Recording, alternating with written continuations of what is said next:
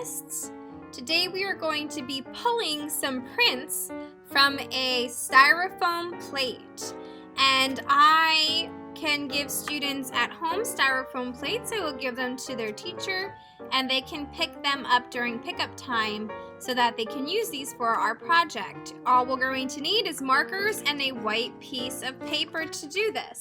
So first I have my styrofoam plate, and at home there are a lot of styrofoam plates that you could get if you cut maybe a to-go box, or sometimes trays that have certain food on them might also be styrofoam on them that you can use. But again, I'm going to provide this for the students at home, so get with your teacher because they probably have them for you. So what we're going to do is we're going to start creating our design on this styrofoam plate, and as you notice, our paper is much bigger than the styrofoam plate. This is where the design will go. But first we're going to make the design, okay?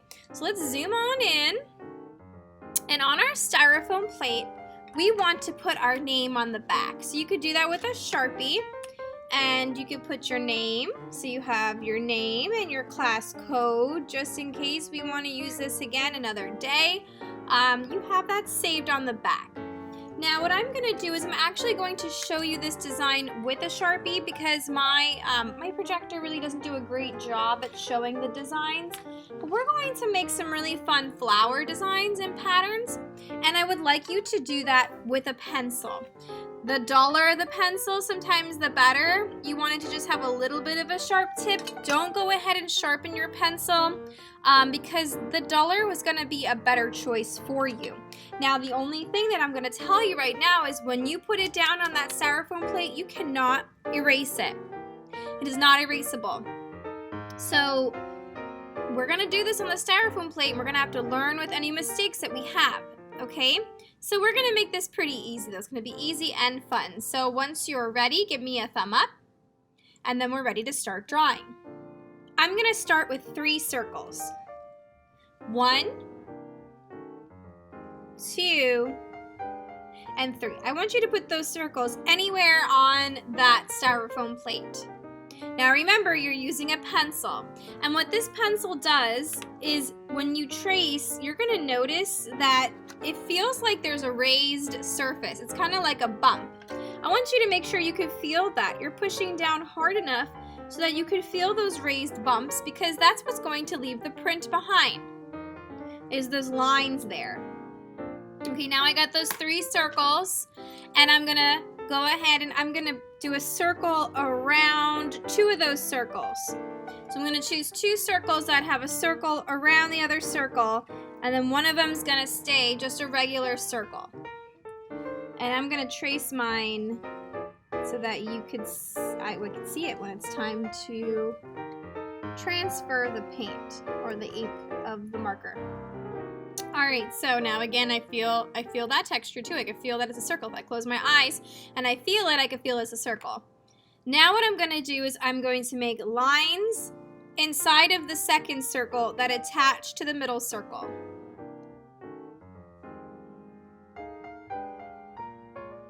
So all those lines go from the outside of the circle to the inside of the first circle. And again, I'm going to trace those. Now you could do that to one of them, you could do that to all of them. I'm just going to do it to one. And then this one, I'm going to make polka dots on this one. You can actually kind of see the polka dots. You can make polka dots, you can make different shapes. Now again, you can follow along, or you could change it up a little bit, however you want to. So now I'm going to finish this flower with some bumps, and now these lines are going to attach right here to here. So I'm going to go up and back down. Now I got bumps.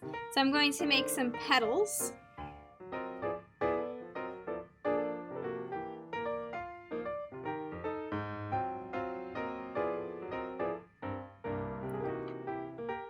I'm going to go ahead and make some petals. I'm going to trace those lines.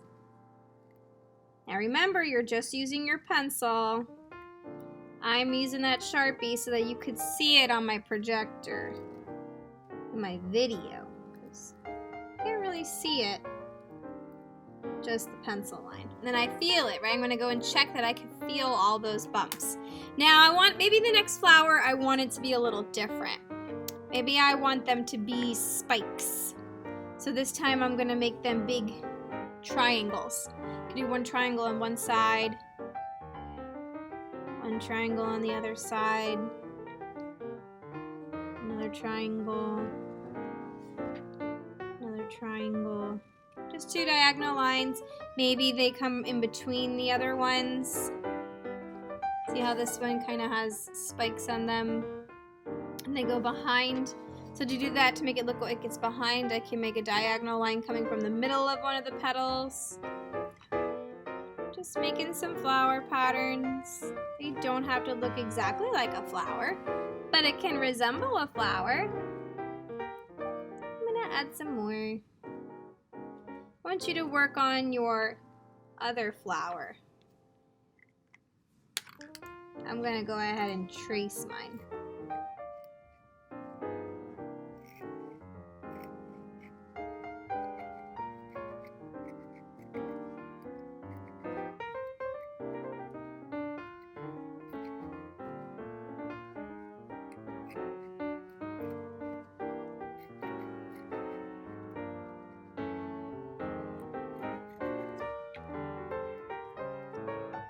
I can feel all those petals. Now I have one more flower I'm gonna do, and this time this flower is gonna be much longer. The petals are gonna be much longer. So I'm gonna make a line that goes up, comes around at a curve, and then whoo, goes back down, almost meets the petal, like a big teardrop. It almost meets it with a line right there. See, these are little bumps. This time, this one's so big, goes up and back down. And maybe that, some even look, that one went right off the page. I just let it go right off the page. I'm gonna make more of those flowers, a little bit of different flower. If you want to make a different flower, that's up to you. It's your flower. All right.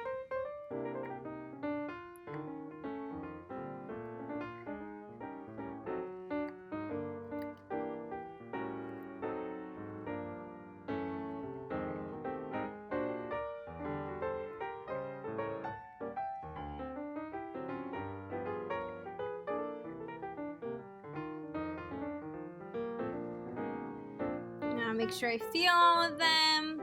All right, my flowers are almost ready. I'm gonna add some tulips in here, and I'm gonna teach you how to make some tulips. If you wanna just keep making little flowers, that's fine, that's up to you, but I'm gonna show you how to make a tulip. So how I make a tulip is I make the letter U, and then I can zigzag and attach the top. That's one way you can make a tulip. I'm gonna make another one down here. Another way you can make a tulip is I make the letter U, and then I make a diagonal line that goes under the other U, and then this one makes a diagonal line, but it's gonna stop at that other line, and then I make like a little triangle in the middle and attaching those two. And that's how you do it. You make the U, make a diagonal line, and then at the top one, this one meets that first diagonal line but doesn't go all the way. You don't want to make an X. And then you make a triangle at the top. That was a little bit harder. I get it. It's okay. All right, and then I'm just gonna trace those really quick. I think the only thing that we are missing from this design right now are some stems. So I can do stems or some wavy lines that go down. You can make straight lines. I'm gonna make some, maybe some straight, some are straight. I just wanna make some of those lines that go down to show that they're flowers, maybe in a garden, that they're not just floating around. Okay, and then I can also, since I have some extra space, I can add some swirly lines, maybe some polka dots, I just want to fill in those extra spaces because there's some extra background space. Maybe you want to add a bug, maybe you want to make more flowers, maybe you want to make some leaves and some leaves on the stems. You can do that too. That's totally up to you. I'm going to go ahead and I'm going to trace the rest of this and make sure everything is raised. And I really like my design. The next thing we're going to do is we are going to color them in. So I'm going to right now just work on this. And then we will move on to coloring.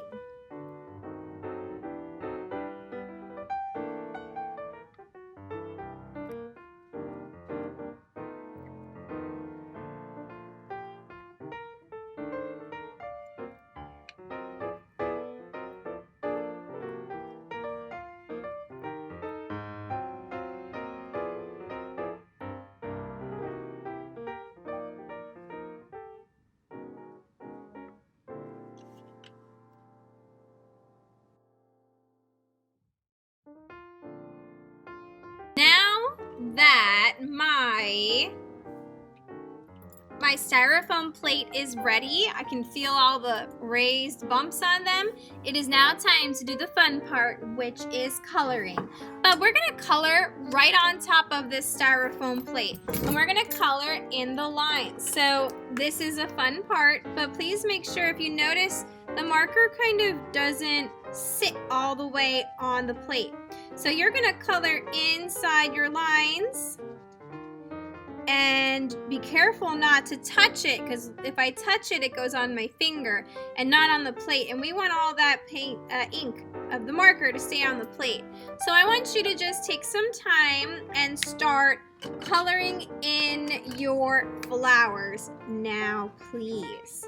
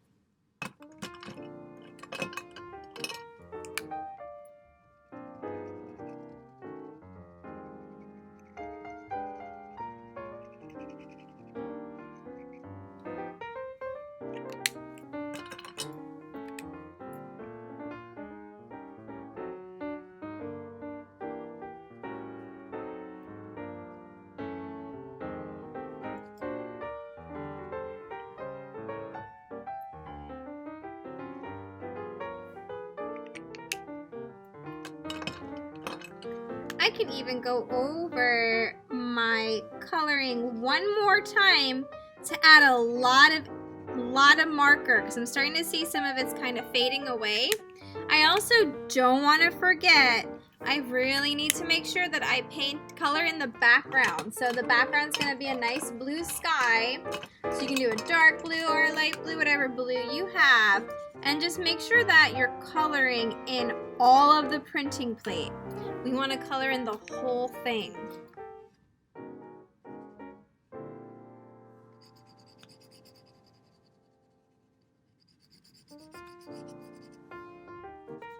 I'm I'm just using one finger to kind of hold it down as I color. I'm putting my finger on the areas that don't have any marker on them because I don't want to get the marker on my finger. I want to get the marker on the plate.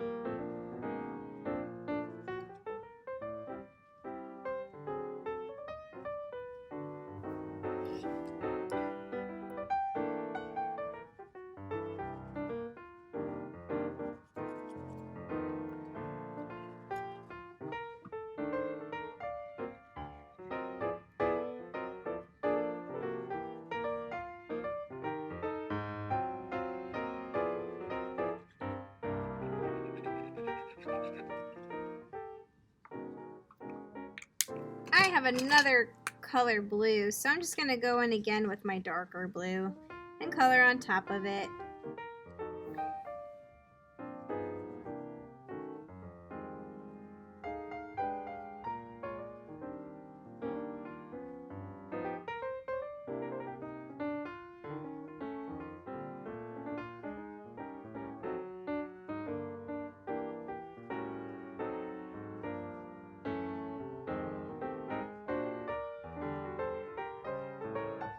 Okay, even though I may not be done, and it's okay if you're not done, I really want you to pay attention to this next step.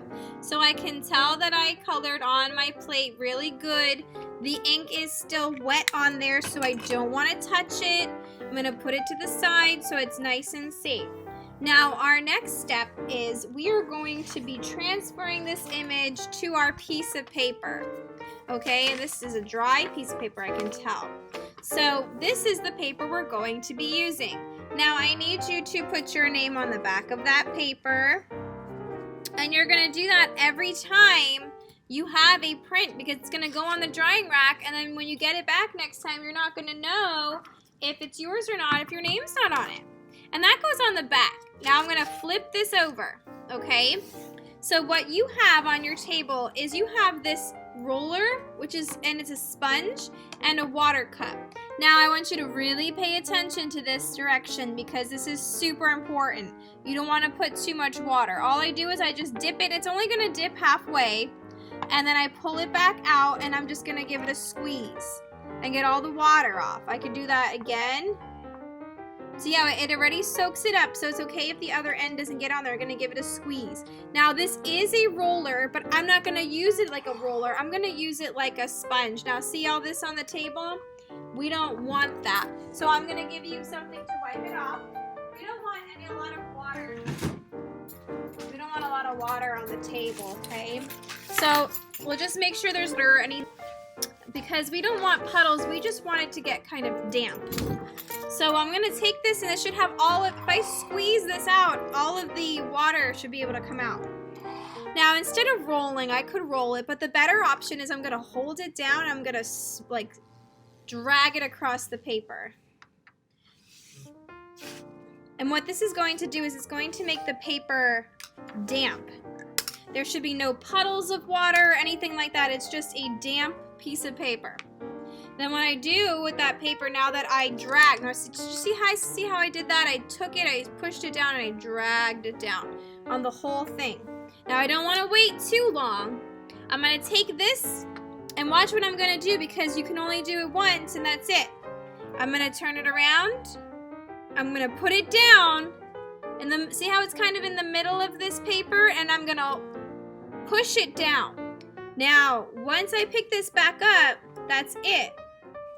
I can recolor the plate, but I can't go back into this plate because now all the ink is put down. Now, ready? Now here's the big reveal. There's my picture. Look, all of the ink came off of it. That actually came out really nice. So all of the water soaked up all of the ink, and it went on this piece of paper. Actually came out really nice. Now, since this paper is done, this is going to go on the drying rack. You can repeat this process again, so you could color these in again, And then you could do this as many times as you want. Just please make sure that your name and your class code go on the back when it goes on the drying rack. So then that was the process. Then you would repeat. So I can go back and I can color my marker with my marker and do it again. I'm going to do it again one more time with you guys so you guys understand it better. So remember, I go in and I can color the background, I can color the flowers. Maybe this time I want to make them a little different. I could just color right on top of what I did last time.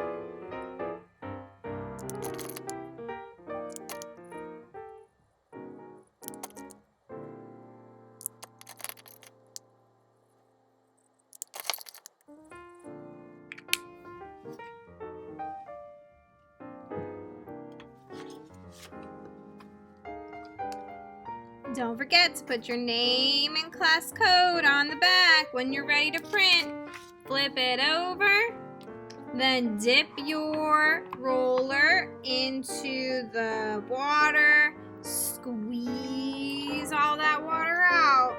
We don't want a bunch of water on our paper. If your paper starts ripping, that's a lot of water.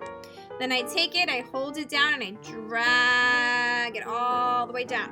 Drag it all the way down. It's okay if I got some paint or some ink on the paper, no big deal. Drag it.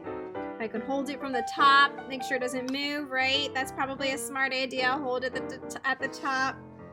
It looks like some of my paper is starting to kind of come off, so I'm just going to go for the print now because I don't want my paper to rip. I flip it over, put it down, don't move it, don't pick it back up. I give it a nice rub, kind of probably wait about maybe 20 seconds. Don't move it.